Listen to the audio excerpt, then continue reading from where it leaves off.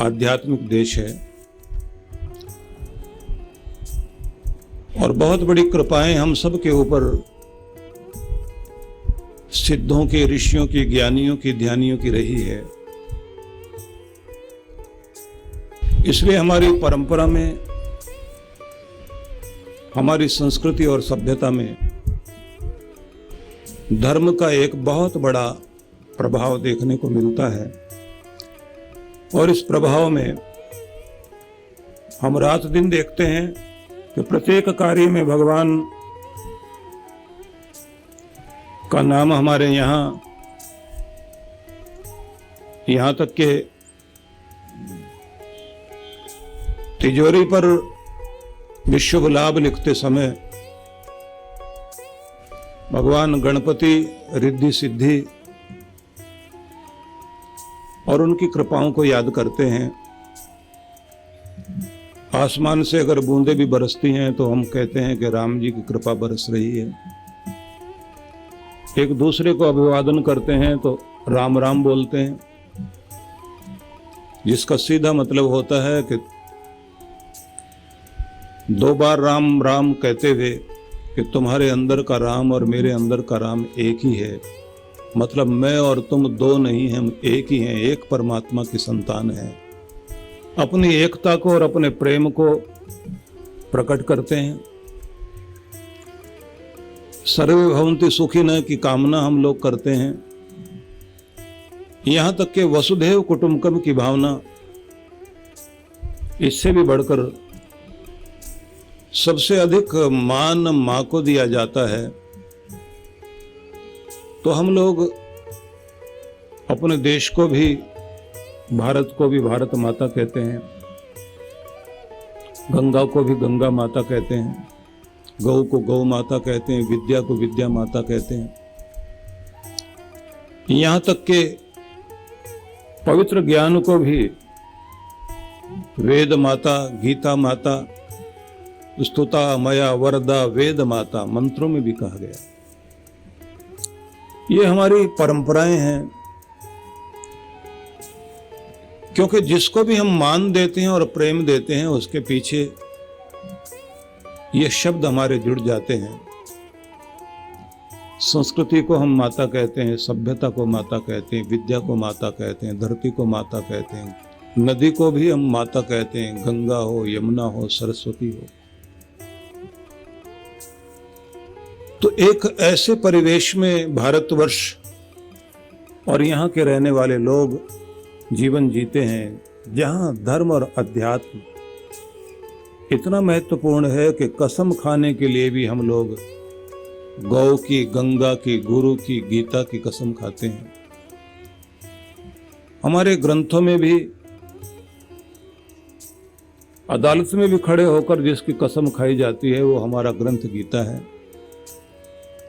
इसलिए मैं ये कहा करता हूं कि भारतवर्ष में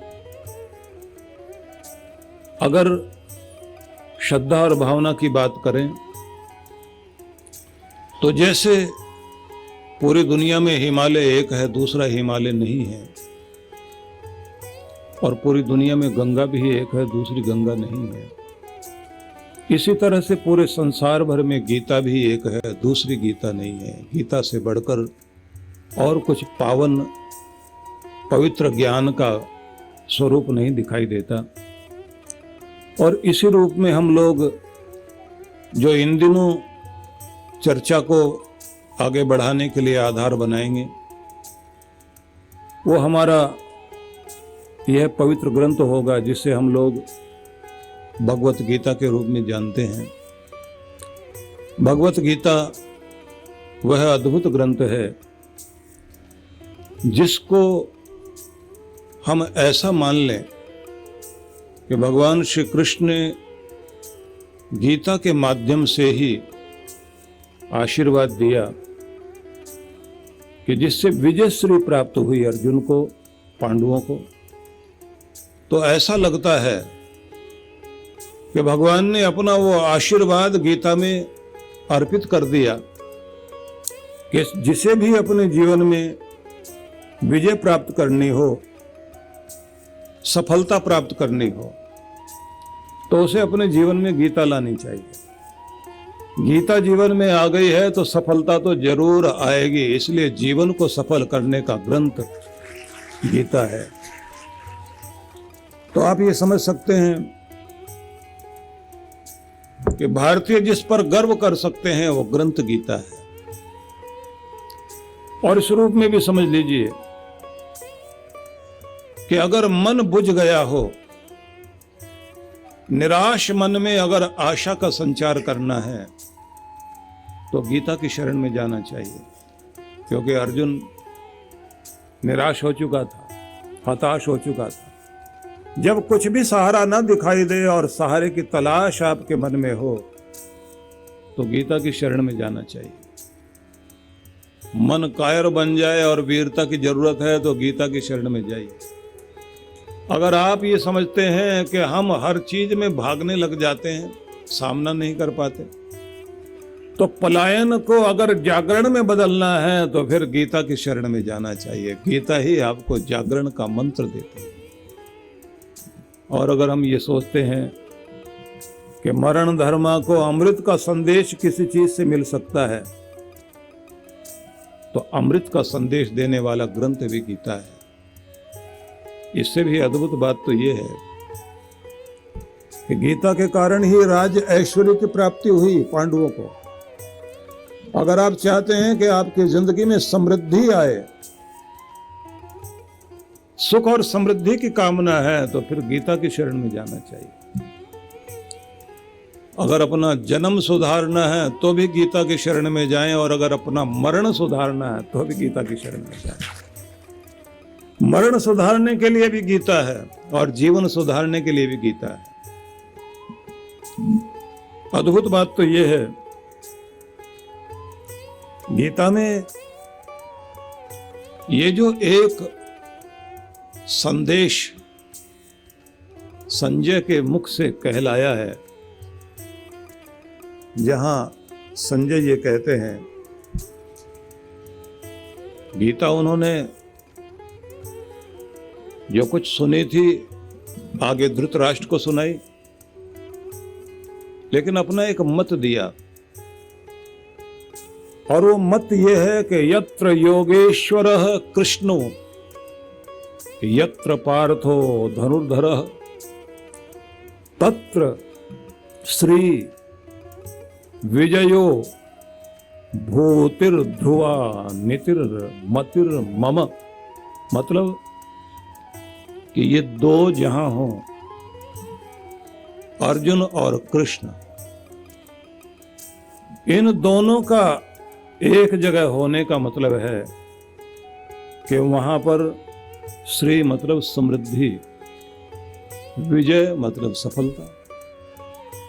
निश्चित रूप से वहां पर समृद्धि भी आएगी, विजय भी प्राप्त होगी, क्योंकि ये शाश्वत नीति कल्याण करती ही है। दूसरे ढंग से हम कहें, जहां पर कृष्ण मतलब ब्रह्म और अर्जुन मतलब छत्र, जहां ब्रह्म भी है छत्र भी है। कृष्ण मतलब युक्ति, अर्जुन मतलब शौर्य, बहादुरी। जहां बुद्धिमत्ता भी हो और बहादुरी भी हो, तो ये ध्यान रख लीजिए कि वहां समृद्धि भी आएगी और सफलता भी निश्चित रूप से आएगी। तो केवल मात्र आपकी बहादुरी ही काम आ जाए ऐसा नहीं है। बहादुर व्यक्ति को बुद्धि से भी बहादुर होना चाहिए, आपकी युक्ति भी काम आनी चाहिए और आपकी शक्ति भी काम आनी चाहिए। इसलिए तो शरीर के अंदर दो चीजें हैं, एक तरफ ज्ञानेंद्रियां हैं और दूसरी तरफ कर्मेंद्रियां हैं। दोनों का समन्वय होगा तो सफलता मिलेगी। और अगर हम समझेंगे कि एक से ही काम चल जाएगा तो काम चलने वाला नहीं है। जो लोग सोचते हैं हम कर्म से ही जीत जाएंगे, तो कर्म से ही नहीं जीत पाएंगे।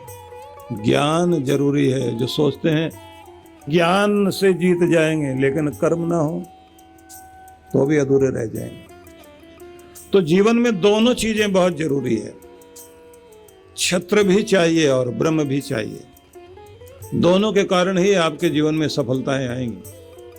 तो इसलिए अगर आप चाहते हैं कि मुक्ति भी हो भुक्ति भी हो तो युक्ति जरूर होनी चाहिए और शक्ति भी जरूर होनी चाहिए। दोनों जब मेल खाती हैं, युक्ति भी काम करे और शक्ति भी काम करे, तो दोनों के मेल से ही आपके जीवन में समृद्धि आती है। इसलिए तालमेल बनाइए। ऐसे समझ सकते हैं कि अगर नौका को आगे बढ़ाना है तो एक तरफ का चप्पू चलाने से नौका आगे नहीं बढ़ती, गोल गोल घूमने लगती है। लेकिन जैसे ही आप दोनों तरफ चप्पू चलाने लग जाते हैं तो नौका आगे बढ़ने लग जाती है। ऐसे जीवन की नौका को आगे बढ़ाना चाहते हैं तो ज्ञान और कर्म दोनों का पतवार साथ साथ चलाइए तो आप आगे जाएंगे। मतलब ये है कि आप जो कुछ भी पाना चाहते हैं उसकी जानकारी भी, अच्छी नॉलेज आपको होनी चाहिए और साथ साथ में ठीक कर्म भी साथ में होना चाहिए। देखने में आया है कि जिनके पास में ज्ञान है उनके पास कर्म नहीं है, और जिनके पास कर्म है वो सीखना नहीं चाहते, जानना नहीं चाहते, पढ़ना नहीं चाहते। तो इसलिए सब वहीं वहीं गोल गोल घूम रहे हैं कि चलते बहुत हैं लेकिन पहुंचते कहीं भी नहीं। ज्यादातर लोगों को मैं देखता हूं कि कथा सत्संग भी बहुत सुनते हैं, लेकिन कथा सत्संग सुनने के बाद भी उनके जीवन में कोई विशेष परिवर्तन भी नहीं दिखाई देता। दूसरी ये भी एक अद्भुत बात है कि ज्यादातर लोगों की क्लास वहीं की वहीं रह जाती है, क्लास भी ऊंची नहीं हो पाती, क्योंकि हम लोग उस क्रम को समझने की चेष्टा ही नहीं करते। सबसे पहले व्यक्ति को श्रोता बनना होता है। श्रोता बना हुआ व्यक्ति सत्संगी बन सकता है, और श्रोता बनने के लिए जरूरी है कि उसको केवल मन से सुने, हृदय से भी सुनना होगा, पूरी तन्मयता से सुनना होगा। और जब वो सुनता है तो उसके सुनने में एकाग्रता चाहिए। वेदों में कहा गया समश्रुतेन गमे महि,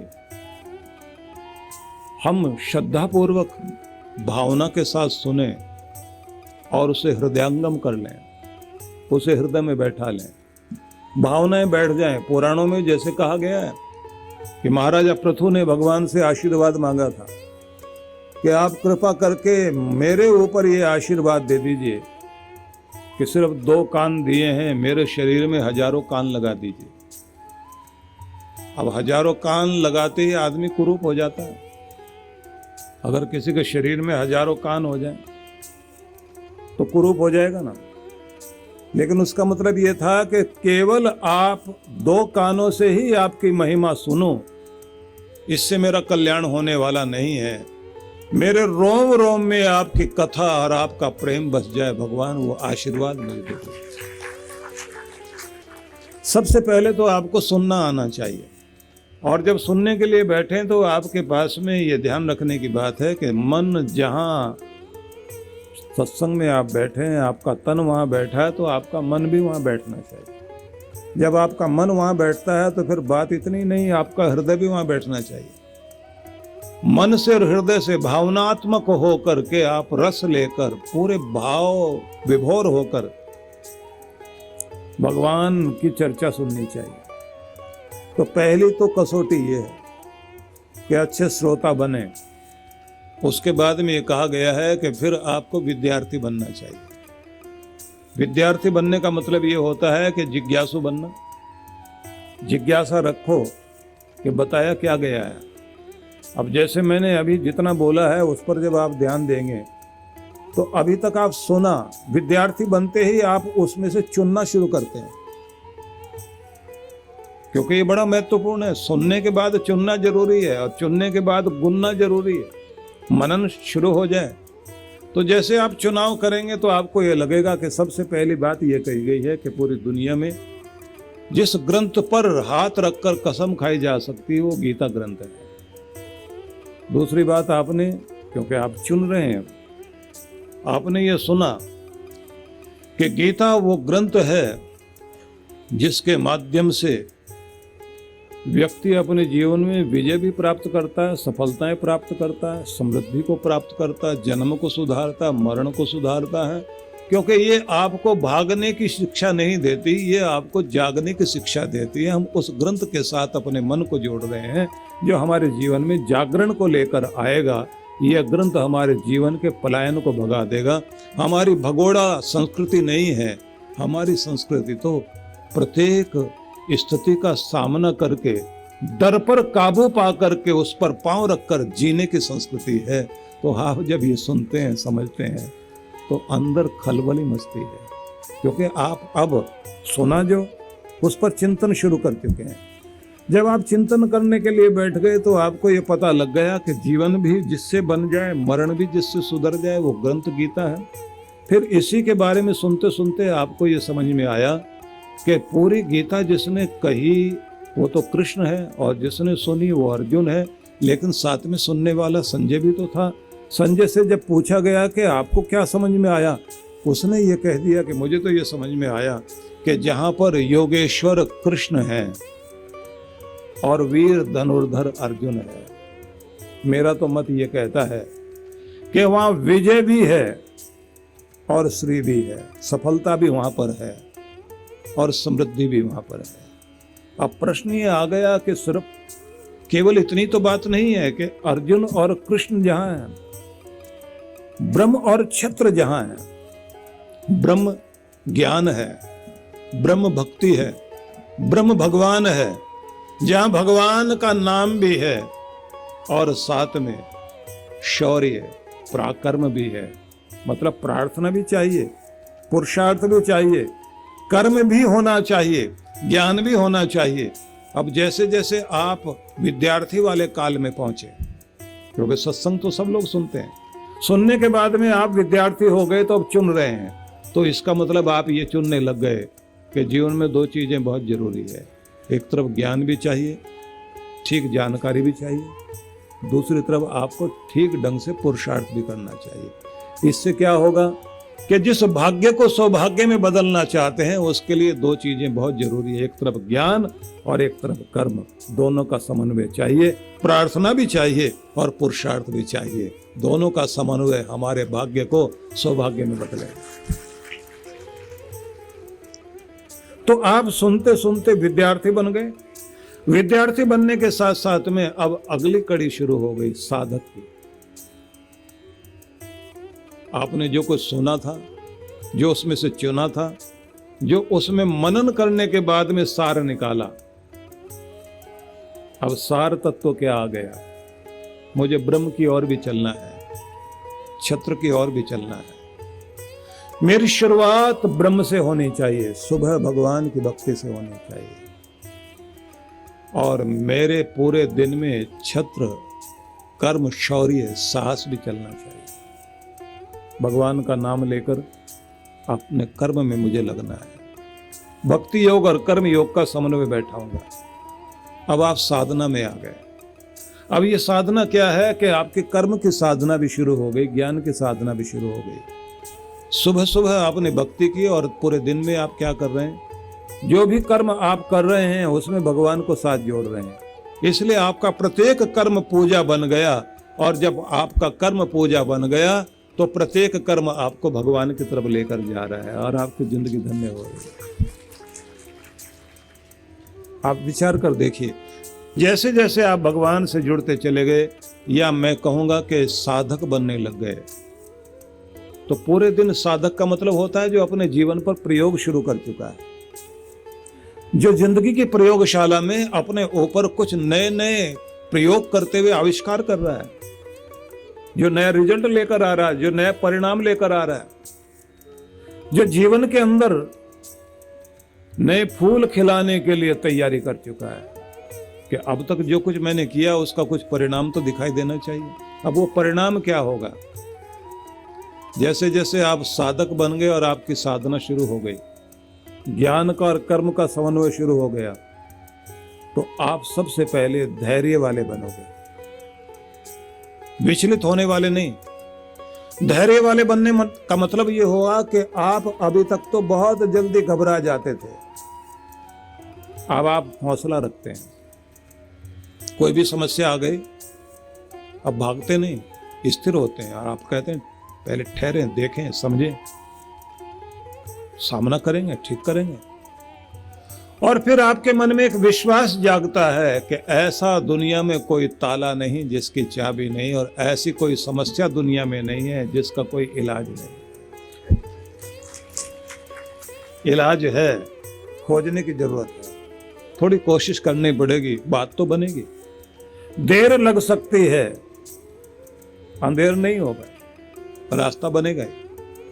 तो एक विश्वास आपके जीवन में आ गया, परिणाम देखने को मिलने लग गए, क्योंकि अब आप अपने ऊपर प्रयोग कर रहे हैं। अब ये प्रयोग करने वाले लोग जो थे दुनिया में, बहुत अद्भुत लोग हुए, जितने साधक लोग हुए, जितने भक्त लोग हुए, उनकी परीक्षाएं बहुत हुई, लेकिन किसी भी परीक्षा में वो टूटे नहीं, किसी परीक्षा में वो हार मान कर नहीं बैठ गए। आप सबके जीवन में परीक्षा रोज होगी। आप लोग देखते हैं इन दिनों बच्चों की परीक्षाएं चल रही हैं, और बच्चे लोग ये सोचते हैं कि इस बार बस परीक्षा हो जाए, फिर तो पूरा साल मजा ही मजा है। और कुछ बच्चे ये सोचते हैं बस कॉलेज में पहुंच जाएं, फिर मजा ही मजा है। कॉलेज वाले ये सोचते हैं कि बस एक बार परीक्षा कॉलेज की आखिरी वाली हो जाए, बस फिर मजे ही मजे, फिर तो जीवन में कोई परीक्षा नहीं। पर वो नहीं जानते कि स्कूल और कॉलेज की परीक्षा तो साल में एक बार आती है, लेकिन जिंदगी की परीक्षा तो हर पल हर रोज आती है, और उसका आपको हर रोज सामना करना पड़ता है। कमाल की बात यह है कि स्कूल और कॉलेज में जब सिखाया जाता है तो नियम बड़ा उल्टा है। स्कूल कॉलेज में पहले सिखाया जाता है, बाद में परीक्षा ली जाती है, और जिंदगी में पहले परीक्षा ली जाती है और बाद में सिखाया जाता है कि समझ में क्या आया। परीक्षा तो हुई, अब सबक क्या मिला, ध्यान आया, कुछ चोट लगी, सबक मिला, इधर ऐसे नहीं जाना चाहिए। कहीं गाली खा बैठे तो समझ में आया कि ऐसे लोगों के साथ उलझना ठीक नहीं, या ऐसा काम करना ठीक नहीं कि जिससे गाली पड़े। कुछ बीमारी आ गई शरीर में, भले ही पेट खराब हो गया। अब पेट खराब होते ही, क्योंकि परिणाम आ गया ना सामने, परीक्षा हो रही है, तो समझ में क्या आया कि क्या खाया था आज जो गड़बड़ हुई। जिंदगी में ये जरूरी है कि परीक्षा तो हर पल हर दिन है, और ये जीवन भी एक पाठशाला है जहां आपको हर दिन सीखना होता है। जैसे जैसे आप सीखते जाते हैं, आपकी क्लास ऊंची होती जाती है और आपको डिग्री मिलती जाती है। आप समझदार हो गए हो, आप बड़े हो गए हो, आप आगे पहुंच गए हो। और अगर आप सीखते नहीं तो ये ध्यान रख लीजिए, बार बार उसी गड्ढे में गिरना पड़ेगा, वही क्लास वहीं बैठना पड़ेगा, उससे बाहर नहीं निकल पाओगे आप। दुख की वही क्लास। कुछ लोग कहते हैं ना, बार बार मेरे साथ ऐसे क्यों होता है, और यही कुछ हो रहा है, यही घट रहा है। तो जब तक आप सीखोगे नहीं, आपके साथ वही घटता रहेगा। जैसे सीखना शुरू कर दिया, वो क्लास पार कर जाओगे और आगे बढ़ जाओगे। इसलिए सीखना जरूरी है। तो परीक्षा तो होगी, तो इसलिए इस दुनिया में सीखना होता है, हर आदमी को सीखना होता है। और ये भी ध्यान रख लीजिए कि जब आप सत्संग में आते हैं तो सत्संग में आने का मतलब है कि अब हम उस सत्संग में जा रहे हैं जहां हमारी क्लास ऊंची हो रही है। क्योंकि ज्यादातर तो वो लोग हैं जो मनोरंजन करके घर में चले जाते हैं। अच्छे भजन हुए, अच्छे नाचे कूदे, बहुत अच्छा प्रसाद खाया, बहुत अच्छा म्यूजिक चला, अच्छी कथा हुई। लेकिन जब आप इस श्रोता से विद्यार्थी बन जाते हैं और विद्यार्थी से आप साधक बन जाते हैं, और जब चुनते हैं, आप गुनते हैं, जब आप उस पर प्रयोग शुरू करते हैं, तब आपकी जिंदगी में कुछ परिणाम देखने को मिलते हैं। तब देखने में मिलता है, मैं उन लोगों को जानता हूं जिन्होंने अपने जीवन में साधक वाली स्थिति प्राप्त की। अब साधना करते करते इतने शांत शालीन, एक व्यक्ति की 2 बेटियां, दोनों पति पत्नी दिल्ली में रहते थे, बहुत अच्छे गजेटेड ऑफिसर दोनों पति पत्नी, नियम बना लिया कि ऐसे समय के साथ जीवन को चलाएंगे। बच्चों को कहते थे कि स्कूल वाले लोग आपको कोर्स पढ़ाएंगे, लेकिन थोड़ी देर तुम्हें मेरे साथ, माँ बाप के साथ बैठना है, क्योंकि संस्कृति, सभ्यता और पूर्वजों के परंपरा सिखाने की जिम्मेदारी हमारी। और साथ साथ में ये कहें कि अगर एक माचिस भी आज हमारे तक पहुंची है तो हजारों साल लोगों की रिसर्च के बाद में एक माचिस बनी। एक सुई भी एकदम नहीं बन गई, व्यक्ति का ज्ञान चलते चलते यहां तक पहुंचा है। और अगर आज हम लोग जिस तरह से जीवन जीते हैं, उन जीवन जीने में और परंपराओं के पीछे भी हजारों लोगों का अनुभव है। तो अपने बच्चों को रोज ये कहें कि कथा कहानी के द्वारा ही सही, हमको तुम्हें सुनाएंगे, तुम उसको सुनना और अपने ढंग से विचार करना। बच्चों को भी सिखाते रहे।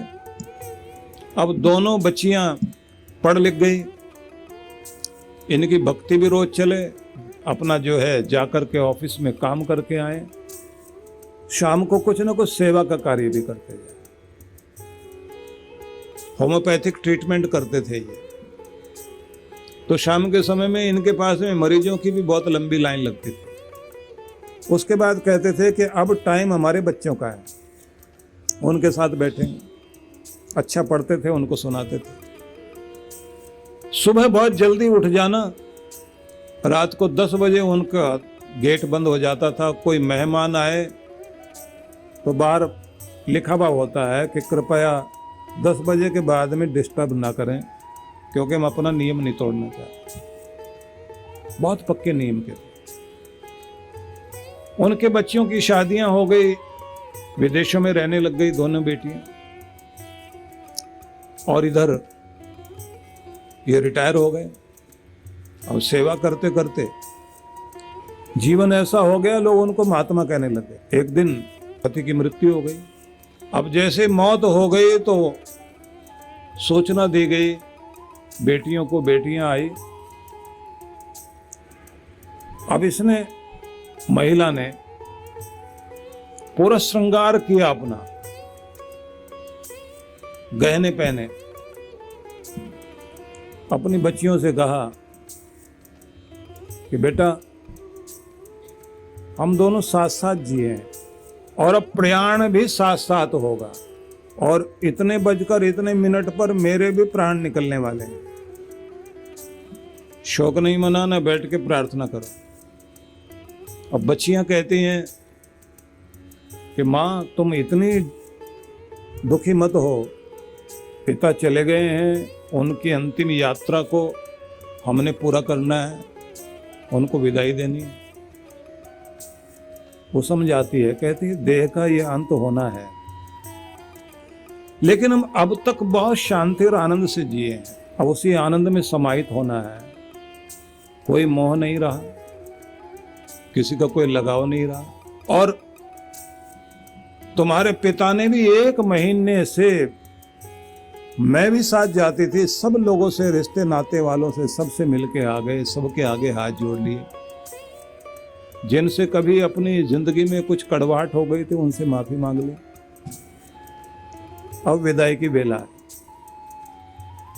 अब आसपास वाले लोग समझाएं बच्चियों को और ये कहें अपनी माँ को समझाओ, बहुत भावुक हो रही हैं। और उन्होंने कागज पर लिख दिया, तिमारपुर में रहते थे दिल्ली में, वो कागज पर बड़ा बड़ा लिख दिया, कोई तंग ना करे, 4:40 पर प्रयाण होगा।